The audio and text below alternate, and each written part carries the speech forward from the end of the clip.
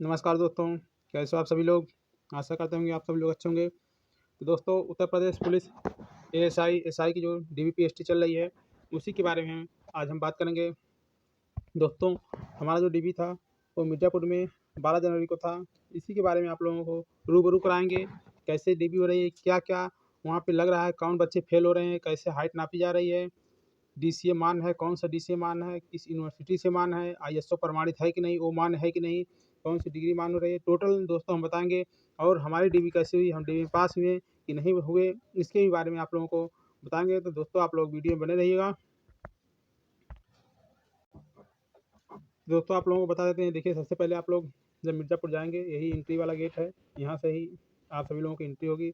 Just इसी के आगे आप लोगों को एडमिट कार्ड, एक फ़ोटो और एक वैलिड आईडी प्रूफ लेके यहीं आप लोग लाइन में लगे रहेंगे। यहीं से आप लोगों की एंट्री होगी। आप लोगों का ये चेक पॉइंट है इसी के अंदर। यहाँ से आप लोगों का एडमिट कार्ड चेक होगा, आपकी अटेंडेंस लगेगी, तो आप लोग अंदर जाएंगे। अंदर कुछ ही दूर पर जाने के बाद आप लोगों को टेंट लगा हुआ है, वहाँ पे चेयर लगी हुई है, वहाँ पे आप लोगों को बैठा जाएगा और आप लोगों को फिर से एक बार नाम लिया जाएगा और रोल नंबर वाइज फिर से चेयर पे आप लोगों को बैठा दिया जाएगा दोस्तों। उसके बाद क्या होता है, उसके बाद दोस्तों 10-10 लोगों को वहाँ पे भेजा जाता है। कितने लोगों को? 10-10 लोगों को भेजा जाता है। वहाँ पे टेबल टेबल पे ये आपका आई स्कैन होता है, एक सर होते हैं। वहाँ से आप लोगों को एक फ़ाइल, वहाँ से जो आयोग से फ़ाइल आई जाती है, उस फ़ाइल में आप लोगों का सिग्नेचर कराया जाता है। और उसके बाद 10 उँगलियों का 10 फिंगर्स का आपका वहाँ पे अंगूठा लगाया जाता है, मतलब सब फिंगर्स का थंब लगाया जाता है। उसके बाद आप लोग का यहाँ से जो ये हो जाता है, तो आप लोगों को अंदर डीबी के लिए भेजा जाता है। बहुत ही अच्छा पैनल है दोस्तों। तो डीबी के लिए आपको भेजा जाता है। वहाँ पे सबसे पहले आप लोगों का जो डॉक्यूमेंट है वो सेट लगवाया जाता है। तो आप लोगों को सभी पता है क्या-क्या कैसे लगाना है, तो आप लोगों को सभी पता है। आपका आवेदन आवेदन पत्र लगाना होता है। उसके नीचे आपका आईडी प्रूफ, उसके बाद 10वीं का मार्कशीट सनद, उसके बाद 12वीं का मार्कशीट सनद, उसके बाद आपका ग्रेजुएशन का, जस्ट उसी के नीचे आपका ओ लेवल इक्विवेलेंट जो भी है वो लगाया जाता है। तो ये सब आप लोग लगा के आपको फाइल तैयार हो जाती है। आपको जो फॉर्म रहता है, कोई गलती है तो आप लोग वहाँ बता सकते हैं। कोई दिक्कत नहीं हो रहा है, आपका फॉर्म 4 भरवाया जाता है। वहाँ से सभी गलतियाँ सही हो जा रही हैं। कोई भी गलतियाँ हैं दोस्तों, कोई हड़बड़ाने की ज़रूरत नहीं है। आवेदन फॉर्म में कोई भी गलती कर दिए हैं, जाति प्रमाण पत्र कुछ नंबर मिस्टेक हो गया है, वो भी आप सही करवा सकते हैं। और भी आपका जैसे नाम गलत है तो वो भी आप सही करवा सकते हैं। उसके बाद जैसे आवेदन में रोल नंबर, हमारा रोल नंबर दोस्तों, रोल नंबर जो इंटर का था वो गलत हो गया था। जैसे 302 की जगह 320 लिखा गया था, 320, तो हमने भी फॉर्म 4 भर दिया, जिसके कारण हमारा वो सही हो जाएगा। तो आपको बताते हैं हाइट में क्या क्या इश्यू आ रहा है, कैसे कैसे लोगों को पास किया जा रहा है हाइट में। देखिए, हमारे सामने ही हाइट नापी गई थी दोस्तों। तो हाइट में एक बंदे का आया था 62, 162.5। इसको काफ़ी कोशिश की गई, तो इसमें खड़ा करा के इसके बीच में स्केल डालते हैं। जब ज़्यादा स्केल डालते हैं तो पास नहीं हुआ दोस्तों। इसको एक बार ऑब्जेक्शन के लिए टाइम दिया गया है, लेकिन ये ऑब्जेक्शन का टाइम नहीं लेता है। तो ऑब्जेक्शन नहीं लेता है तो ये फेल हो जाता है बेचारा पीएसटी में ही। एक बंदा और होता है, उसकी हाइट भी किसी तरह 163 हो जाती है, 163 हो जाती है, लेकिन उसका जो नॉर्मल सीना होता है, नॉर्मल सीना 77 जो मांगा गया है वो 77 नहीं होता है, इसलिए 2 लोग पीएसटी में फेल हो जाते हैं। अब आइए बात करते हैं डीबी की। डीबी की दोस्तों, डीबी में कैसे लोग फेल हो रहे हैं और हमारे डीबी में क्या हुआ वो भी आप लोगों को बताएंगे। हमारा पहले ही 10 लोगों का पैनल गया, 10 लड़के गए एक साथ। तो उसमें हम और एक बंदा और था जो कि डीबी को इश्यू आने लगा। एक लड़का था जो केएनआईटी जानते हैं, केएनआईटी जो कि सुल्तानपुर में, केएनआईटी से वो ग्रेजुएशन के फर्स्ट ईयर के साथ ही डीसीए कर रखा था। डीसीए कहाँ से? वहीं अपने केएनआईटी से ही कर रखा था। उसके लिए ऑब्जेक्शन आया कि आप लोग, आपके ऊपर केस हो सकती है। तो भाई अपना पक्ष रखा, कैसे हो सकती है, हमने सेम टाइम नहीं किया है, हम तो शाम शाम के टाइम डीसीए कर रखे हैं। काफ़ी जिद्दोजहद करते हुए इस सर के यहाँ जाओ, मैम के यहाँ जाओ, काफ़ी देर करते करते क्या हुआ, आयोग में उसकी मार्कशीट को आयोग में भेजा जाता है। आयोग से एक बार कंफर्म कंफर्म कर लिया जाता है उसके, और उसको रिमार्क करके उसकी डीबी को पास कर दिया जाता है। तो दोस्तों, और एक लड़का था जो कि डीसीए कर रखा था, डीसीए डीसीए ही था, एडीसीए का रखा था। तो दोस्तों वो आजमगढ़ से था, आजमगढ़ से कर रखा था, लेकिन उसका जो आईएसओ प्रमाणित था, आईएसओ।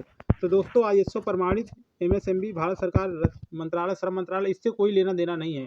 सबसे पहले आप लोगों को देख रहे हैं जो उनका परफार्मा आता है आपका वो नोटिफिकेशन के समय, उसमें आपका किस यूनिवर्सिटी से है दोस्तों। अगर आप लोग DCA ADCA किए हैं, सॉरी दोस्तों, DCA किए हैं और ADCA, तो आपका किसी यूनिवर्सिटी से होना चाहिए, ना कि किसी आप मार्केट से बनवा लिए, वो मान्य नहीं हो रहा दोस्तों। तुरंत हमारे सामने ही फेल कर दिए गए हैं। RDB में बताएंगे कितने लोग फेल हुए हैं, क्यों फेल हुए हैं। तो इनका भाई साहब का वो लोग चैट जीपीटी पर डाल के चेक कर रहे हैं कि ये किसके लिए वैलिड है, तो वो दिखा दिया कि इनका हैंडीकैप के लिए अगर आप हैं प्राइवेट संस्थान में इसको लगा सकते हैं। तो ये भी भाई फेल हो गए। चलो दोस्तों, एक और बंदा था, उसका भी सेम यही था, तो भी ऐसे DB में फेल हो गया। तो दोस्तों अपना बताते हैं हमारे साथ क्या हुआ, अभी लिस्ट भी दिखाएंगे हमारे साथ क्या हुआ। दोस्तों हमारा 3 ईयर डिप्लोमा था, 3 ईयर डिप्लोमा था। तो IC जो कि हमारा इंस्ट्रूमेंटेशन एंड कंट्रोल डिप्लोमा है दोस्तों, जो कि इलेक्ट्रॉनिक्स इक्विवेलेंट आता है, तो आयोग में हम गए, तो उन्होंने कहा कि आपका डिप्लोमा IC से है, इसमें इलेक्ट्रॉनिक्स लिखा हुआ है, इलेक्ट्रॉनिक्स वाले और IT वाले और CS वाले बंदे लिए जाएंगे। तो हमने कहा सर हमारा इलेक्ट्रॉनिक्स इक्विवेलेंट आता है। तो सर ने पहले बैठा दिया कुछ देर तक, फिर बैठे बैठे रहे, फिर एक बार बात किए, फिर कहे अच्छा बाहर बैठो, फिर से मैम के यहाँ जो CO मैम है उनसे बात हुआ। CO मैम ने देखा, उनको परफॉर्मा दिखाए कि कम से कम 1 ईयर का कंप्यूटर कोर्स होना चाहिए। दोस्तों हमारे में भी 1 ईयर में C एंड C++ है, C था दोस्तों। तो फिर काफ़ी देर तक बात हुई, उन्होंने भी हमें लगभग फेल करने के मूड में थे पूरे। तो फिर से हमने अपील किया, अपील करने के बाद हमारा भी मार्कशीट को एक बार कहे कि इनको आप भर्ती बोर्ड में भेज के पता करवा लीजिए। तो दोस्तों काफ़ी जद्दोजहद करते हुए हमने भर्ती बोर्ड में मार्कशीट डाला, तो लास्ट में हमको दोस्तों उसको मान्य नहीं किए, क्योंकि वो हमारी कोर ब्रांच इलेक्ट्रॉनिक्स की नहीं थी। क्योंकि हमारी जो IC इंस्ट्रूमेंटेशन कंट्रोल इलेक्ट्रॉनिक्स में आती है, सेम सब्जेक्ट हम भी पढ़े हैं, बट हमें बाहर कर दिया गया है। तो दोस्तों इस प्रकार से ऐसे ही बच्चों को बाहर किया जा रहा है। अभी आप लोगों को लिस्ट दिखाते हैं कितने लोग बाहर हुए, कितने लोग अब्सेंट थे, तो आप लोग पूरे वीडियो में। तो दोस्तों देखिए वही लिस्ट है जो वहाँ पे लगी हुई थी, तो हम आप लोगों को दिखा देते हैं कितने लोग। देखिए यहाँ पे अब्सेंट है, देखिए एक अब्सेंट यहाँ पे हैं, और अब्सेंट कल कम थे। और देखिए अब्सेंट आप लोग एक यहाँ 2 अब्सेंट थे बस दोस्तों, यही 2 लोग अब्सेंट हैं। और देखिए 2 अब्सेंट हो गए दोस्तों, 2 अब्सेंट है, कितने अनफिट है DB में देखिए, एक DB में अब्सेंट, 1 DB में फेल, 2 DB में फेल, 3 DB में फेल, 4 DB में फेल, 5 DB में, 5 लोग DB में फेल हो गए थे। और 2 लोग PST में, टोटल थे 5 5 4 9 9 आज भी फेल हो गए दोस्तों। 9 अभी 10 तारीख को बताए थे आप लोगों को, जो हमारे फ्रेंड के द्वारा दिया गया था, 9 फेल हो गए। तो हम अपना दिखाते हैं हमारा यहाँ पे कहाँ पे जो हम फेल हुए दोस्तों, यहाँ पे दिखाते हैं आप लोगों को, थोड़ा सा आप लोगों को दिखाते हैं, क्योंकि हमारा पहला ही पैनल गया था। तो आप लोगों को दिखाते हैं यहाँ मंगे देखिए यहाँ पे है 7 नंबर पे, 7 नंबर पे देखिए दोस्तों, 7 पे है ये मंगेश कुमार प्रजापति। यहाँ पे देखिए DB अनफिट। तो दोस्तों यहाँ पे हम DB अनफिट कर दिए गए हैं, बहुत ही दुख की बात है दोस्तों। हमारे सपनों में पानी फिर गया, जो कि 152 क्वेश्चन में सही किया था, अच्छी खासी टाइपिंग भी थी दोस्तों। हम DB में फाइनल फेल हो चुके हैं, हमारी DB बाहर कर दी गई। एक बार भर्ती बोर्ड का रुख करना है, क्योंकि वहाँ इक्विवेलेंट दिया है, तो हमने वहाँ पे फॉर्म 4 भी रखा है जो संशोधन था, और हमने कहा भर्ती बोर्ड हम जाएंगे। उन्होंने कहा ठीक है आप लोग भर्ती बोर्ड जाके अपना इश्यू दे सकते हैं। तो दोस्तों हम इसके लिए भर्ती बोर्ड जाएंगे। तो दोस्तों आप लोग निश्चिंत होकर DB कराइए, जो लोग भी ई श्रम ISO प्रमाणित हैं, तो वो लोग को वैलिड नहीं हो रहा, बट आप लोग जाके DB करा लीजिए, वहाँ कोई फर्जी उर्जी नहीं होता है। अगर आप लोग पास हो जाए तो अच्छी बात, नहीं पास होते तो कोई बात नहीं दोस्तों। एक बार आप लोग अपनी DB कराइए दोस्तों। वीडियो अच्छा लगा हो आप लोग चैनल को सब्सक्राइब करिएगा, और हमारे वीडियो को लाइक करिएगा, और अपने ग्रुप में भेजिएगा जिसको अभी तक पता नहीं। तो आप लोग पूरा पैनल का अपलोड कर रहा है, बट वही है कि इशू आया हमारे साथ, हम फेल हो गए हैं दोस्तों। और देखिए ऑपरेटर में भी अच्छा नंबर, टाइपिंग पास है, देखिए क्या होता है। जैसे ही कुछ होगा आप लोगों को जानकारी देंगे। धन्यवाद दोस्तों, जय हिंद।